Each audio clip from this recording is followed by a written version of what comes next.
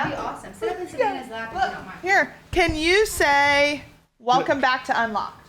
Her on-camera delivery, because I had a bunch of people do testimonials for the challenge we have. We have an MVP challenge coming up on the app. I give her one thing and she goes like this, and I start to repeat it. She goes, I got it. Oh, so tell her what to say, and she'll go like, she'll listen and she will repeat it and make it her own. Speak into the mic, but look at the camera. To the right? No, talk right to the there in camera. that camera where your mommy is. See? All right. All right. Set. Go. Welcome back to Unlocked.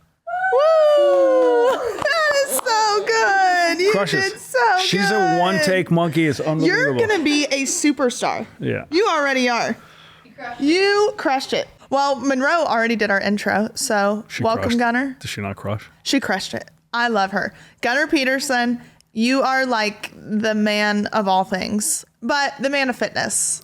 I'll stay in my lane. It's way safer. It is so way many safer. people try to branch out. You know, so many trainers I know are actually always trying to get out of the gym. And I'm all for creating other revenue streams and side businesses and hustles and all that. But stay in the gym. You love the gym. I love the gym. Like I love the 4 or clients. 5 o'clock in the morning. Love. And so what? You were the Lakers strength coach at one point, right? 3 years with the Lakers. Okay. We won a ring. I left.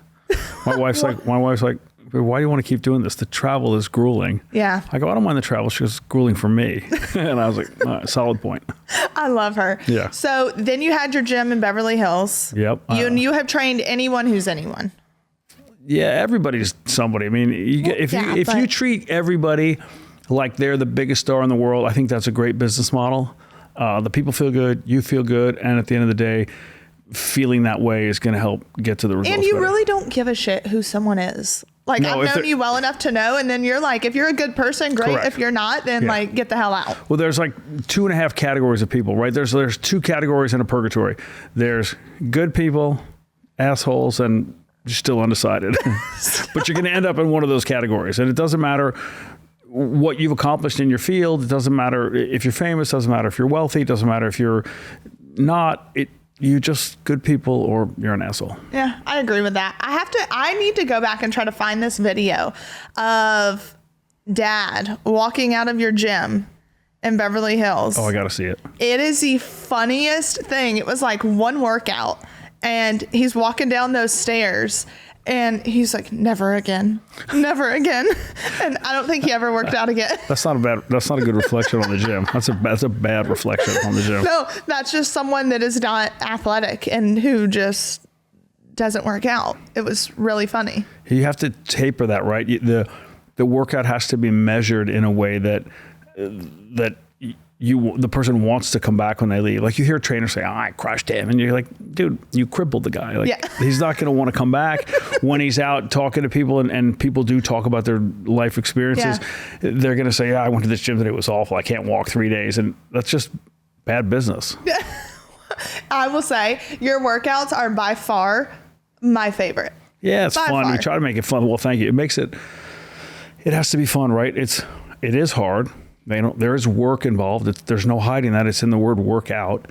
And you hope that if you can make the process fun, that getting to the goal is that much easier. And so let's like go back. So you've got 5 kids, you're married.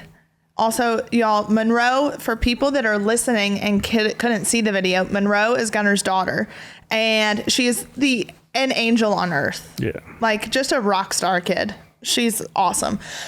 So with your training, how did it start? The training started, somebody asked me to train them on my way out of a gym one day. And I thought they were talking about workout with them. And then they asked how much I charged. And it was like a weird little moment. What? And I told a buddy and he's like, dude, you got to do that. You got to do that. And I was like, I don't know. And he goes, come on, it's just like working out with somebody. Just you're not doing your sets. I was like, all right. And I did. And it just took off. And after a couple of weeks, I realized I was training like 2 people, 2 hours, and I was making more money in like 6 or 7 hours than I was at my job. And I quit. What was your job at the time? I was working at a talent management company. What? Yeah. No way. Yeah. Okay. So then you started the whole training process. And then when did you have like your first big client? Or who was it? I mean, they're all be like the first person who wanted to train 3 and 4 times a week. Like, to me, that's a big person. That just changes. Yeah. That changes your income, which changes your approach to everything. And you go, wow, I'm doing this. And then you realize, or I did, if I'm doing this, I have to do it justice, and I have to get certified, and I have to continue learning. It can't just be what I already know. Someone working out 4 or 5 days a week changes your income. That changes everything. And then you realize, or you should realize, you have to keep improving the service you're delivering, the product, right? If you're not constantly honing the product, then I think it's kind of lame on your part. Yeah. It's not fair to the people who are coming for cutting edge shortcuts, although there are no real shortcuts, but they're looking for more efficient ways to reach their goal. And if you're not doing that as a trainer, then I think that's kind of lame. And too, with the training process, you've always said, like, you can train as much as you want, but if you're not eating. Yeah, right. So many factors. I would say sleep is the sleeper, right? That's the one that people think. And also, as I kept doing this, as my client hours built up, I was still am on my own fitness. And I would just think, well, I'm just going to sleep less. I can function on 7 hours, 6 hours, 5 hours, 4 hours, 3 hours. And you start just shorting yourself. Yeah. Yeah. There's a guy who actually, what's his name? Dr. Matt, somebody who I heard him speaking, and he said, if you short your sleep by, I think he said 2 hours, your performance drops 30%. And I know that you can hack that, and youth helps that. But as you get older, and you can push through on adrenaline, but over time you realize sleep is a huge factor. And then you get nutrition, and I would add in nutrition just so nobody feels neglected, supplementation and hydration, right? That's all part of your intake. And you can make it or break it with that. You can leave performance on the table by not adhering to that. You can't just push through with training. And I know when you're younger, you think you can, then you can for a little bit. You would always tell me that. You really can't. You really can't. So. And so how long does it take to actually change the composition of someone's body? It depends how much Ozempic they're willing to take. Wait, what? I'm dying. That's amazing. And we know who we're talking about. Yeah. It's fun. Without all the other stuff, it depends. Look, 168 hours in a week. Let's say, best case scenario, the person is coming to you 6 days a week. That still leaves 162 hours unaccounted for. What are you going to do in those hours that keep you on the path or push you down the path to your goal? Are you going to get your sleep? Are you going to hydrate? Are you going to supplement? Is your nutrition going to be on point? Are you going to consciously reduce stress levels? Are you going to do body work? Are you going to cold plunge? Are you going to sauna? Are you going to PMF mats? Like, where are you willing to go to get to that end goal? So the time is really what you're going to put into it. And so right now, the whole sauna and cold plunge thing is like the hot thing to do. Does it work? Yeah, of course. Great benefits from it. It's not new. That's the thing. No, it's like new, people going yoga. No, 2,000 years ago, maybe. Cold plunge. I mean, the Vikings doing that? Like, I don't know. It's been around forever. Although now it is more accessible to everybody because there are, like mod tubs and there are products that are easily available that are good enough or better than you ever had access to at a reasonable price point that you can have on hand at home and knock it out versus having to go to, a 4-star spa or something. Mm-hmm.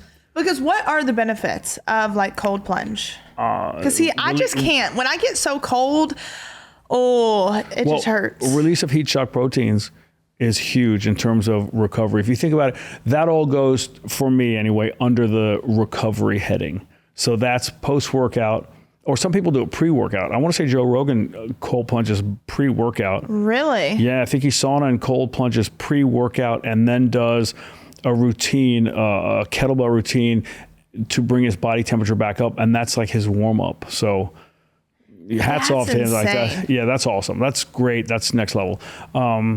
But doing that as a recovery, tremendous benefits. And then there are people who argue just a cold shower is good enough. Or then there are people who take it, who ratchet that down and say, just exposing your face to cold water, putting it in a bowl of cold water, there are benefits from that. So I'd say, again, you can scale it. to your level. Maybe you're just somebody who puts their feet in the cold end of the pool and sits for 5 minutes and you go, I feel better. My feet are less swollen. But huge benefits from recovery. Yeah. Okay. I like that. I have a sauna. I like being hot, but the cold part I struggle with. But and I got to get back to working out. I do. I mean, you know me, I go through spurts. Phases. Yeah. And too, that was the thing, was right when mom and dad left, when all the shit was happening. I was working out with you, 3 days a week at least? Solid. Yeah. But it's because you also messaged me and was like, hey, let's get in the gym. And I said that was one of the main things. That's a fine line for trainers. Do you message? Do you not? I usually send a very simple text out. I don't keep anybody on a regular schedule because nobody I know is on a regular schedule. Yeah. And I just write, am I seeing you this week? Mm-hmm. And that's it. And if great, if not, I leave it alone and you figure, and if somebody cancels or doesn't show, unless they're incredibly regular, I don't write them because I feel like that just adds to their stress, and they know where you are and they know they were supposed to be in. And you don't need to be, I'm not your nanny, right? No, you were that was the one thing that saved me, was literally just getting in, working out, because I'm a huge believer that it affects your mental health. 100% it does. Working out can literally save you if you let it. I did that with my daughter when she was in the hospital. Yeah. I would make her, every time she had to go a little potty break, as she came out, 10 squats. Yeah. Or leg presses in her bed. She'd use my weight and push off on it. And then little push-ups on the side. Yeah, you need that mental health. I think a lot of hospitals have medicine on lock, but sometimes they come up short in health and wellness. And I think they acknowledge that too. They don't have, the kids get... Well, it's big pharma. The kids get less sunlight and yard time than prisoners do. Yeah. And that's just not right. It's even fresh air. Well, it's recirculated, comes through this. They're airborne bacteria. Yeah, I got it. But you can't tell me that the air in the hospital hallways is better for a kid than if they had a rooftop outing. Yeah. And even if they shouldn't be exposed to sunlight because their immune systems are suppressed, maybe they could be in a covered area, just get some fresh air. Mm-hmm. Support for today's episode comes from Honeylove. Honeylove has revolutionized the wireless bra game. Their bras feature supportive bonding that eliminates the need for uncomfortable wires and unnecessary bulk. You deserve a bra that's lightweight and comfortable without sacrificing support. You know that feeling when you get home from a long day and immediately want to take off your bra? Honey, that's what we call sacrificing comfort. With Honeylove, you'll never experience that again. Their bras are so comfortable, you'll forget you're wearing them. You may even sleep in them. And their best-selling crossover bra is so comfortable. It's sure to be your new go-to. This bra gives all the support of traditional bras without using any underwires. Plus, mesh detailing adds a little touch of sexy. This is the one bra you'll actually enjoy wearing and you won't want to take off. I am obsessed, y'all, with these bras. Let me tell you, they truly do fit all body types and their shapewear is absolutely amazing. So embrace freedom, flexibility, and comfort with Honeylove's wire-free bras. For a limited time only, you can get Honeylove on sale. Get 20% off your entire order with our exclusive link, honeylove.com/unlocked. Support our show and check them out at honeylove.com/unlocked. Honeylove is not just supporting women, it's empowering women. Treat yourself to the best bras on the market and save 20% off at honeylove.com/unlocked. Use our exclusive link to get 20% off. honeylove.com/unlocked to find your perfect fit. After your purchase, they ask you where you heard about them. Please support our show and tell them that we sent you. Elevate your comfort, elevate your style with bras that empower your lifestyle of flexibility. So for people listening, because you just mentioned the hospital, so Monroe, have you spoken about any? I know you post on Instagram. We post on social media, and that's cathartic to a degree, right? And sometimes you get a lot of texts and a lot of DMs, and I try to answer them all, even if it's just with an emoji, just to thank, because it's great to get those, and you feel not forgotten about. Yeah, not alone. Yeah. And so she was diagnosed with leukemia. Okay. When was that? It was a President's Day weekend. Okay. And we just gotten back from Gatlinburg, where we went with some friends. And even in Gatlinburg, I said to my wife, something's wrong with her. And she came out. I went to the gym with a friend, and we came back early morning. And she's like, Daddy, I feel better today. And I looked at her, and I thought, something not right. And I've always been super lucky. So if something was, it could go good, it could be good, or it could go bad, it always went good for me. Well, I'm glad it did for you. Yeah, always. If it could go bad, No, it's I was always good. It was just lucky, karma, whatever it is. And with her and my wife and I used to joke, we have no real problems, right? The only problems we have are because we want more things, more experience, more time. It's because you want more. Yeah. Then that creates the stressors. But if you were content, probably wouldn't have any real problems. And this is a real problem. And when it came down, it might be something, it might be anemia, it might be leukemia, I go, whoa, back up. And it was leukemia, boom. And then there's ALL leukemia, there's another kind, there's AML, very rare, but then boom, it's AML. It could be a chromosomal problem, there could be a translocation, it could be 411 or 511, 611 and 1011, very rare, but no, boom, 1011. Like everything bad, and she just couldn't catch a break, and she's 4 years old, and it was rough, and my wife handled it like an absolute champion. It's crazy. I've gotten to watch the whole thing, and she was at the hospital every single day. Every single day, every single night. She kicked into, you talk about athletes having another gear. Yeah.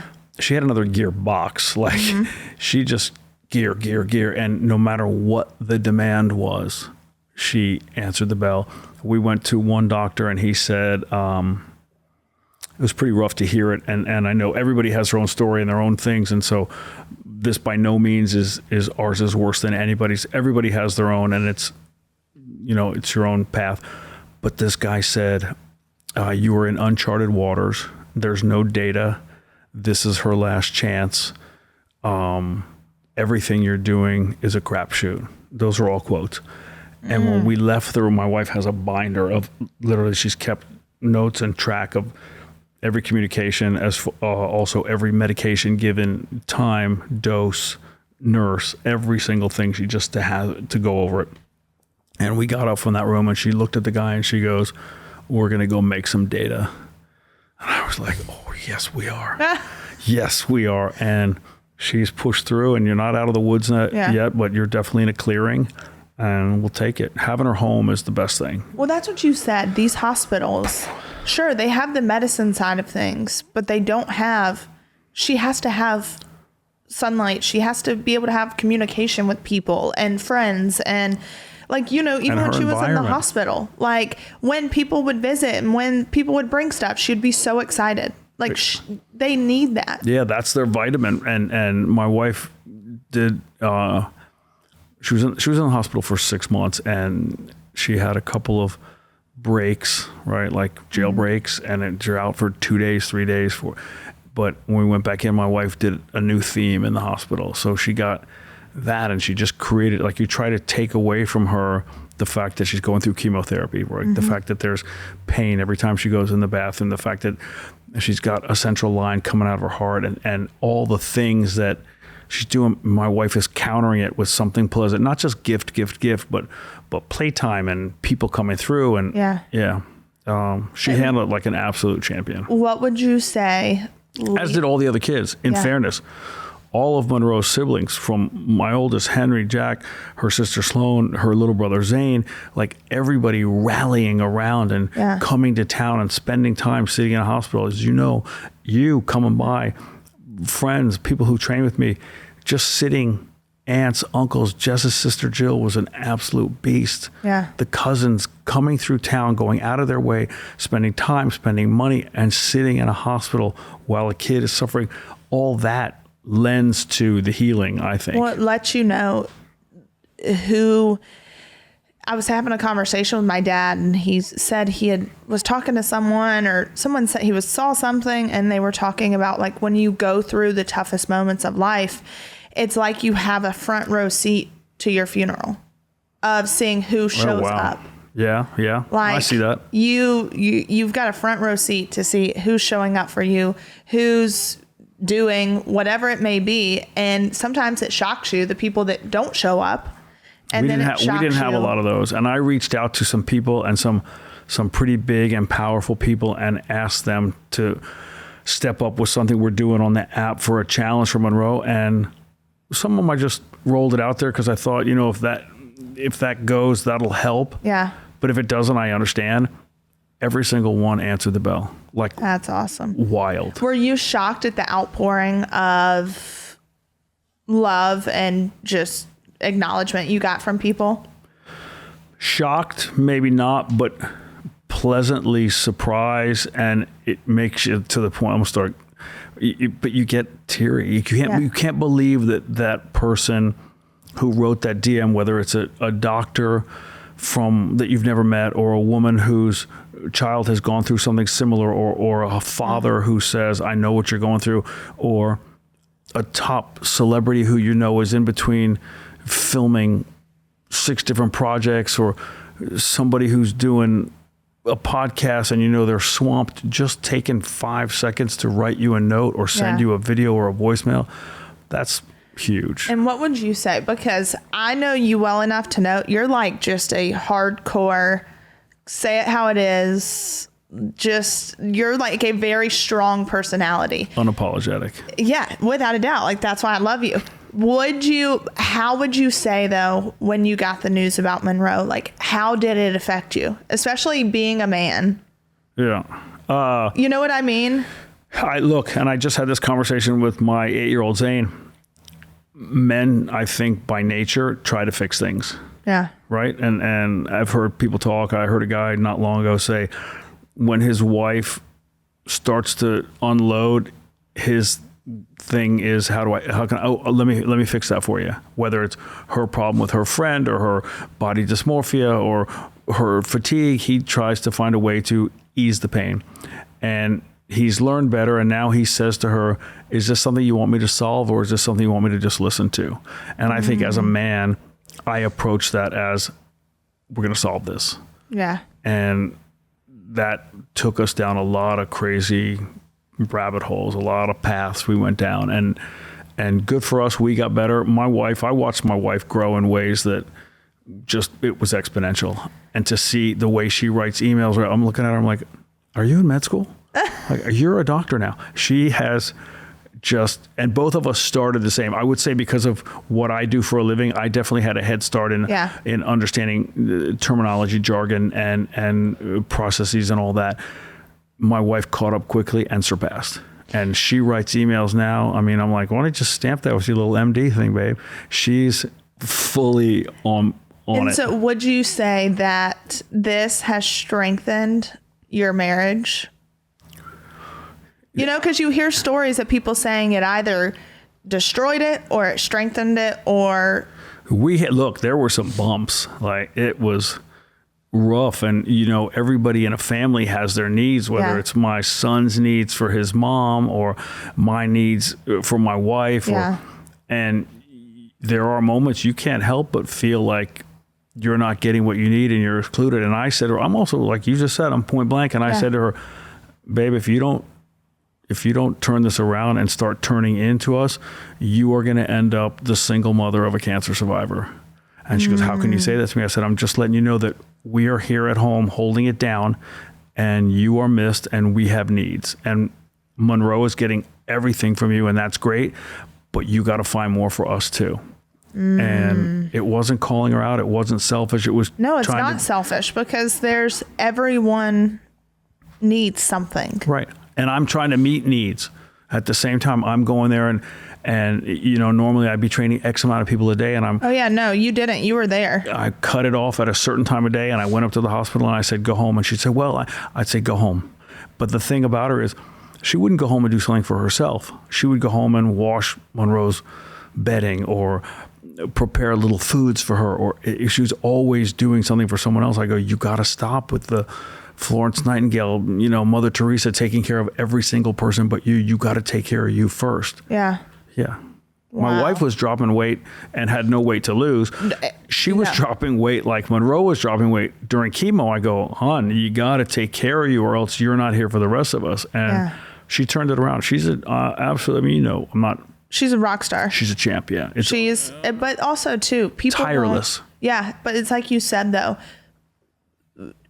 people tend to forget about the one that's not sick. Yeah. Right. Who's taking care of the caretaker? Yeah. Yeah. And the siblings, Zane, he's a rock star too. But all my older kids rolled through. Zane's cousins came through and spent extended periods of time. I'll pick him up from school. I'll take him to soccer practice, whatever it was. And I'm trying to straddle it also, and also maintain a business, maintain a brand, do what I can. And this is when, to your earlier point, you post about it. At first, I said to my wife, I have to post something. I have so many people asking, like, where's Monroe? Where's this? And she goes, I'm not cool with that being in public. I go, Helen, if I'm getting these questions, this could be good. And by posting the first time, and it got picked up, and we got... Everyone wrote about it. But so many people reaching out and connecting us to other avenues of healing. And well, I will never forget too, connecting Jess to the main guy and one of the main guys in town with all the hospitals, and then who connected her with someone, and they were like, she's literally doing everything right.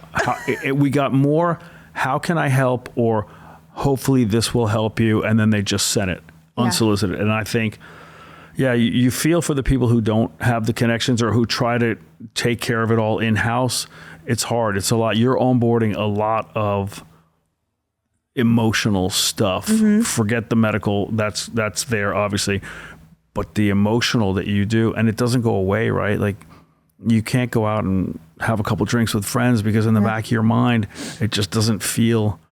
Life is a journey, one step at a time. From running errands to taking care of the family, your feet deserve to feel as good as your spirit. That's where G-Defy shoes come in. With G-Defy's patented VersoShock technology, G-Defy absorbs harmful bumps and impact, just like a gentle cushion for your soul. Plus, all G-Defy shoes come with 2 free orthotics. Comfort and support should feel like a blessing. Guys, I have been absolutely insane recently. My travel schedule is bananas, and I am in an airport what feels like every other day, and I have had my G-Defy shoes on, and let me tell you, it literally feels like I am walking on clouds, and they have been a game changer for me. So you need to get in on this. Visit gdefy.com today and use code UNLOCKED for $20 off your first pair, because walking in comfort is a grace that we all need. That's gdefy.com and use code UNLOCKED for $20 off your first pair. And what's some advice you would give parents who are going through something similar? Keep talking, communicate your biggest fears, go down all the scenarios. And my wife doesn't like all of those. And I'm like, we have to talk about this. If it starts going in this direction, what are our next steps?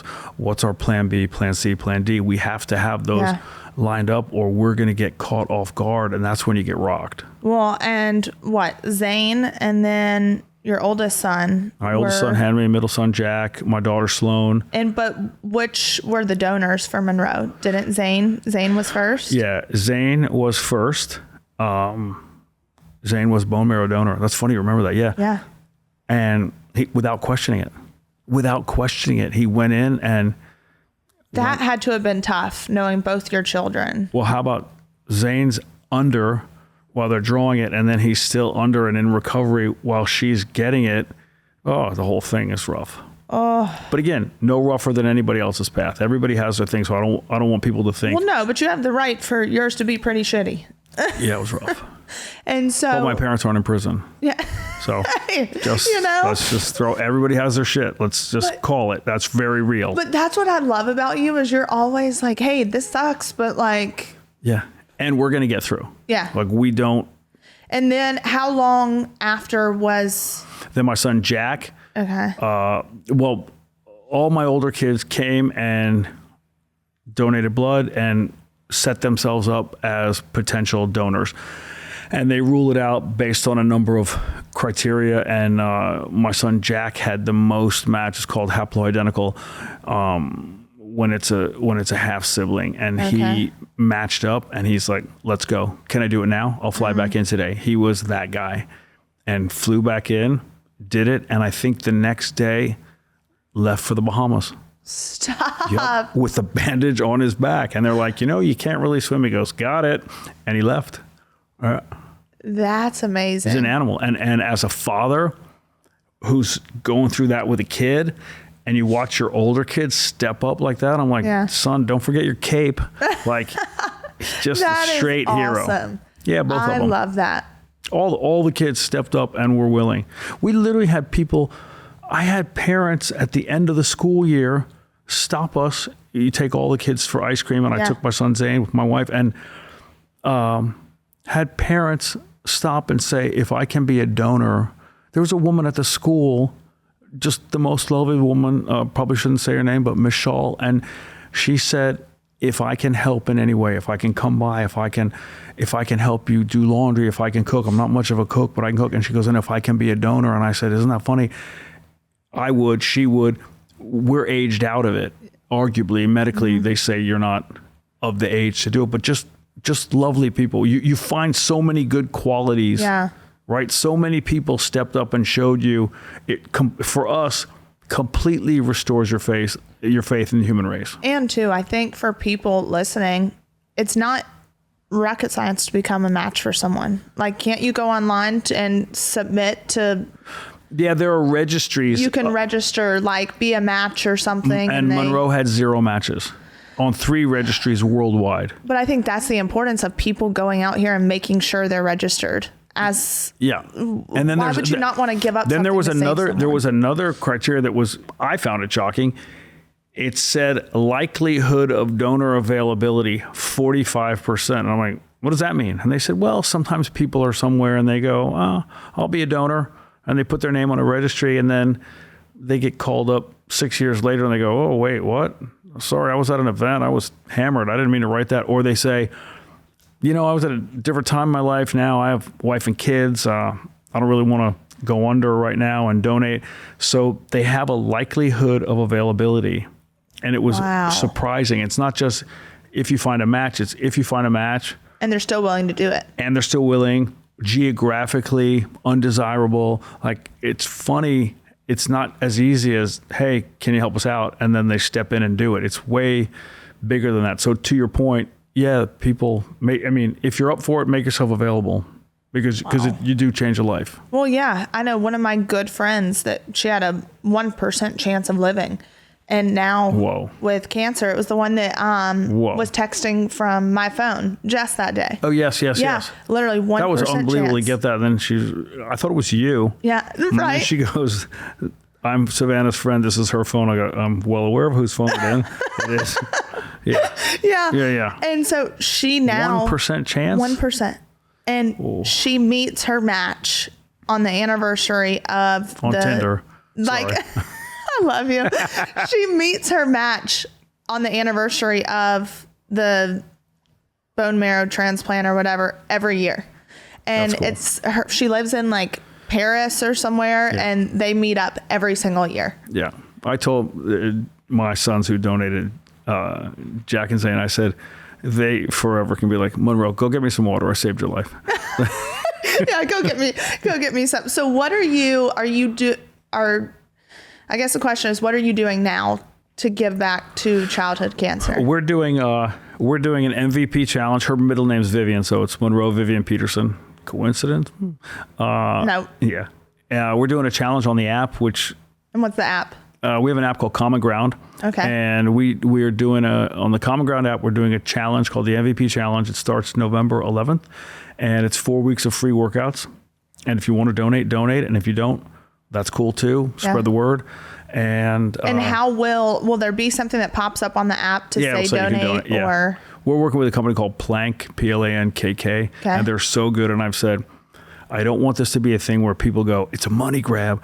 I don't want to make any money. And she goes, well, they said, they have to sign up for the app to get. I go, nope, then it doesn't work. It has to be a thing where they can access it free, its own landing page, everything. And so they have jumped through hoops to do it that awesome. way. Yeah, because they're not trying to make money off this, you freaks. Yeah, no. But all the proceeds go to pediatric oncology, which is children's cancer.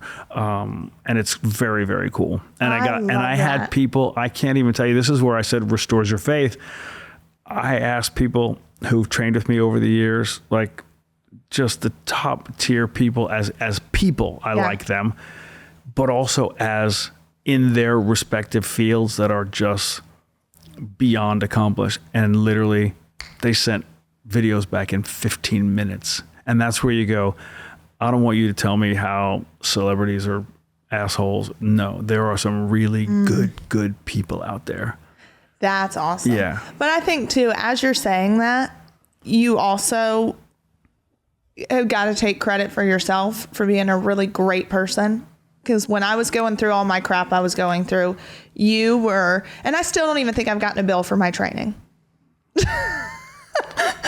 Pay back in other ways. I'm on your podcast. But like, you show up for people like you're saying other people show up, which is amazing. Isn't that what we're supposed to do? Yeah. If somebody asks me, and I'm not in that tier, if somebody asks me, would you do fill in the blank for my kid's cancer? Oh, I'd do anything.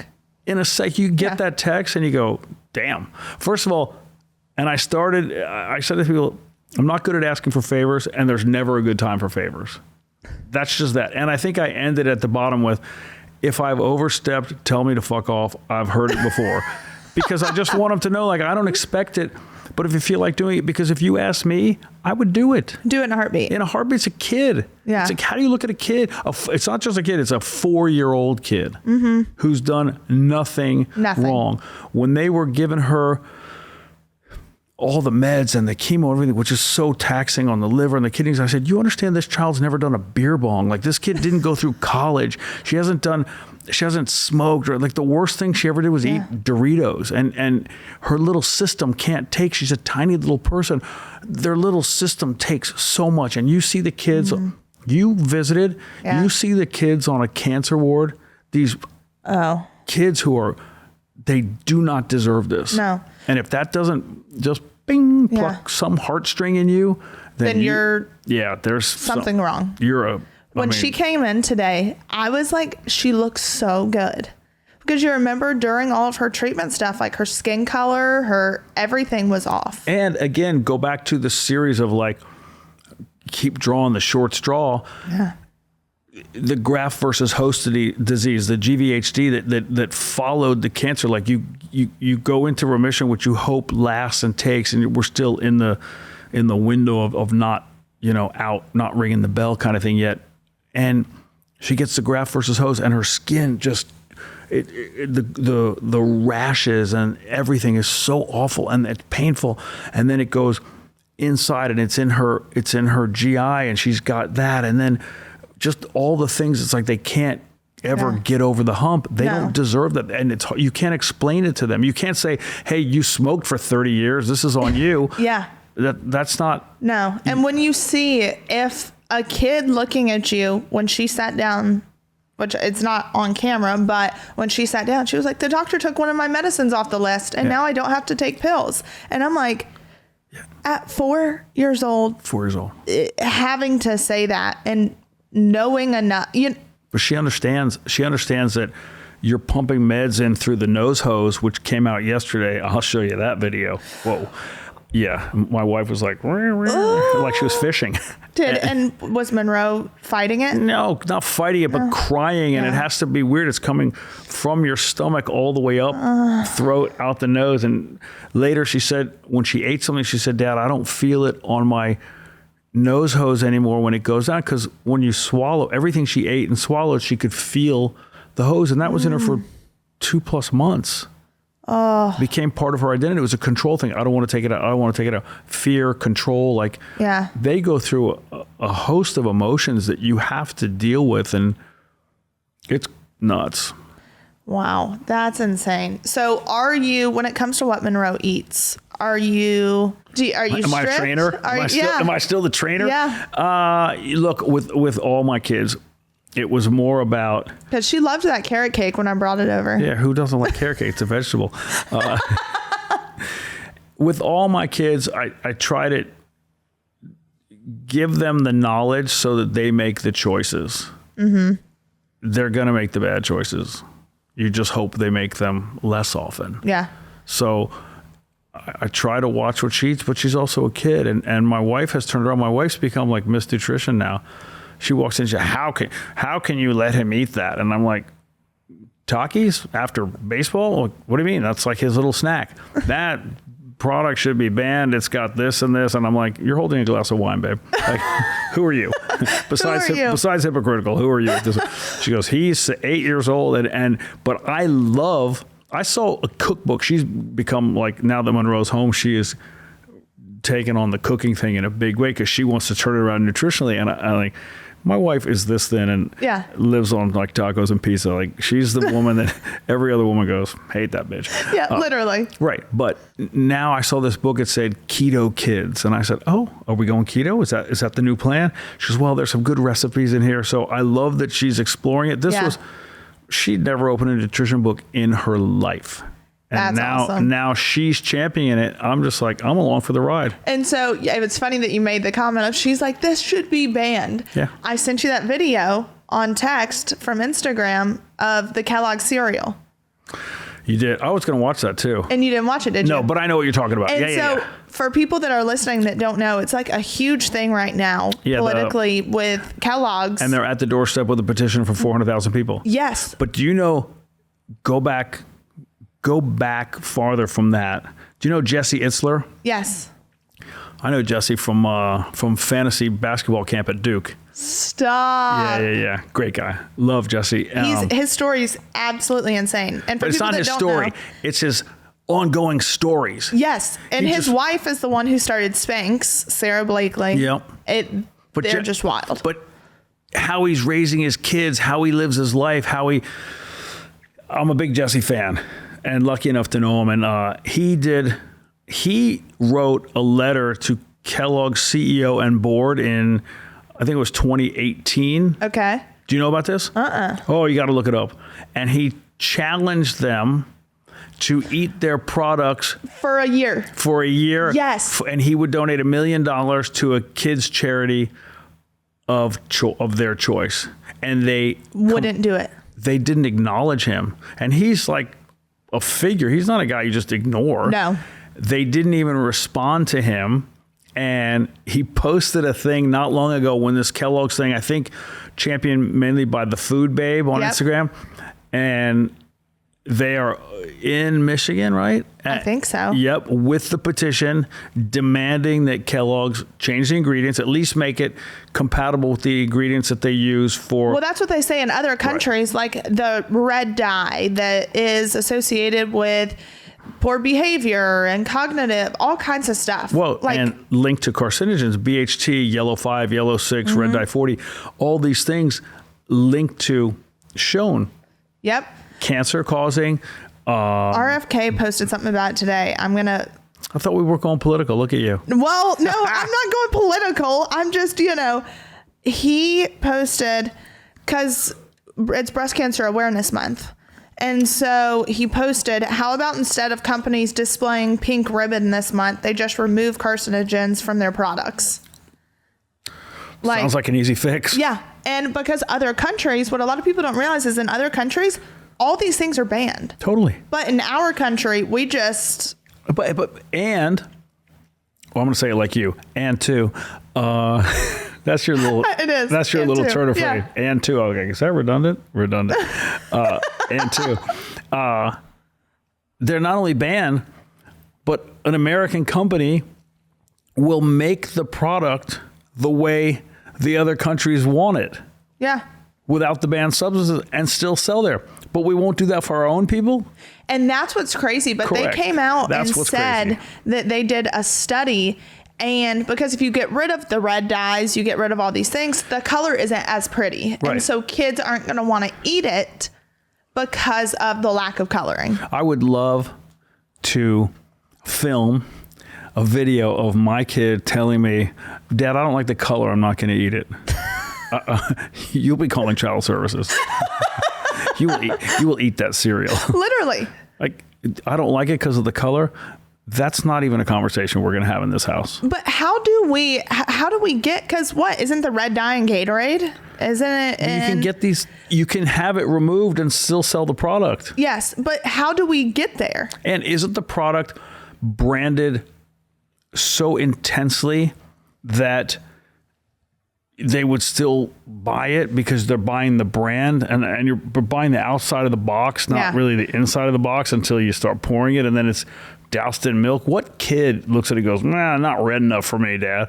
Like that would never happen. It's not fair. Honestly, on a more serious note, it's wrong what they're doing. Without a doubt. It's not fair to the kids who don't have a voice in it. And I think the fact that those people didn't answer Jesse Itzler, that's going to come back to bite them now. Now it's a much higher price. And they were discussing how if parents, well, first off, you don't want to piss off a mom. That's like, you don't want to piss off a mom. I've seen that firsthand. Exactly. It's not pretty. And so, but the more parents actually step in and boycott and say like, all right, I'm not going to buy this product because it's not good for my child in all these different capacities. Right. If you start affecting their bank accounts, then they're eventually going to change it. That's always the squeeze, right? Whether it's gross sales or net profit, somewhere they're going to call a meeting and they're going to have to make a change. Mm-hmm. And there was an easy way to do it before it got ugly. You could have just made the change and then talked about how you did something so great for your consumer because you realized it.